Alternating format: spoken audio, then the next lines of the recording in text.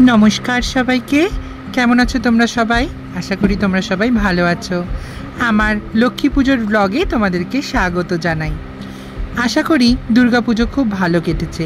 দুর্গাপুজোর পরেই আসে লক্ষ্মী পুজো, আর এই বছর কোজাগরি লক্ষ্মী পুজো উপলক্ষে আমি চললাম আমার এক দিদির বাড়িতে।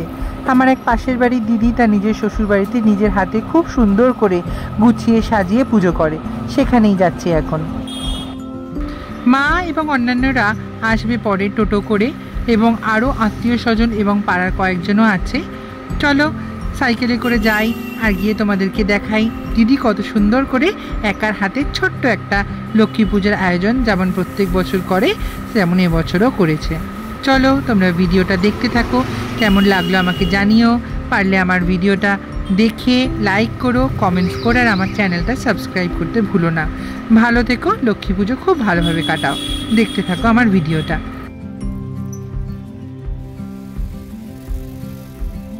পৌঁছে গেলাম মাম্পিদির বাড়িতে, এসে গেছি মাম্পিদির বাড়িতে।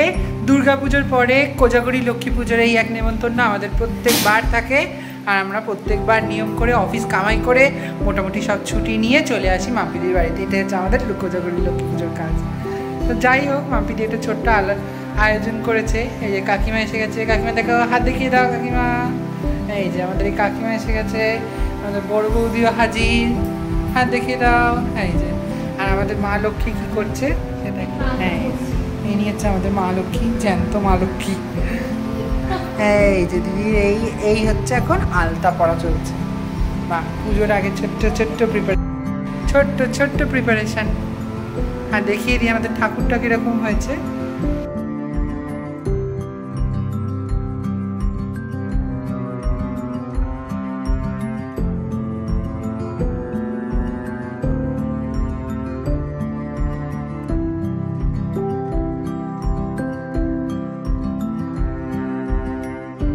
এখন পুরোহিত মশাই আগের বাড়িতে পুজো করছে, ওখানে করে তারপর এখানে আসছে শুনে দিদি একে একে প্রদীপ, মোমবাতি, ধূপগুলো আস্তে আস্তে ঠাকুরের সামনে জ্বেলে দিল।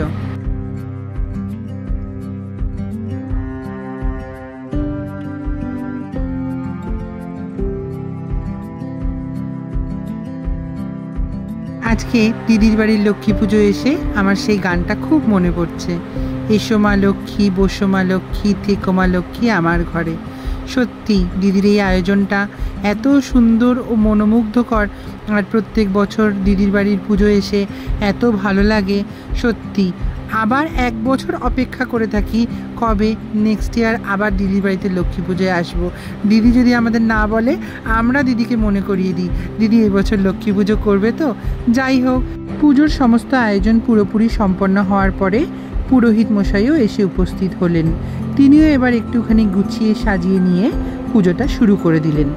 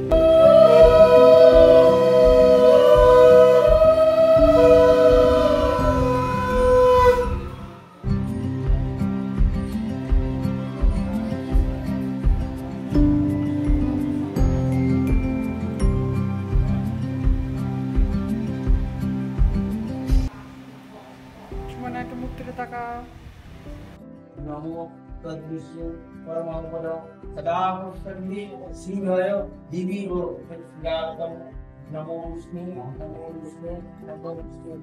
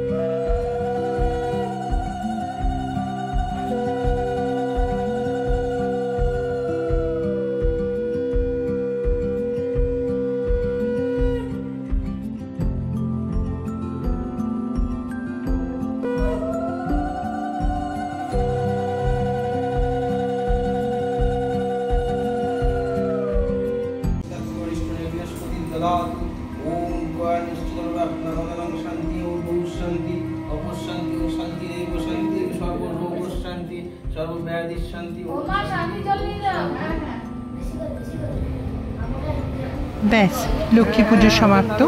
এবারে ভোগ বিতরণের পালা। দিদি এবং তার বাড়ির সকলে মিলে আস্তে আস্তে করে সবার জন্য ভোগের আয়োজন এবং ঠাকুরের ফল প্রসাদ বিতরণের জন্য ব্যবস্থা করছিল। আবার তুতান কত কাজ করছে। এই যে ছোলা মটর প্রসাদ, আমাদের প্রসাদগুলো দেখিয়ে দেয় আজকে প্রসাদের কি কি অ্যারেঞ্জমেন্ট আছে। এই যে জুম করে দেখো, আর্ধেক খাওয়া হয়ে গেছে আমাদের। আমি ছোলা মটর নিয়ে বসেছি। দিদি তুমি কি প্রসাদ নিয়ে বসেছো? চা। আমি চা। দারুণ খাবার, দারুণ। উপোস করার পরে চা। আর ওইখানে হচ্ছে এই যে টুটলু আর টুটলু দিদা মিলে ছোট ছোট সাদা সাদা এই প্রসাদ বিতরণ চলছে।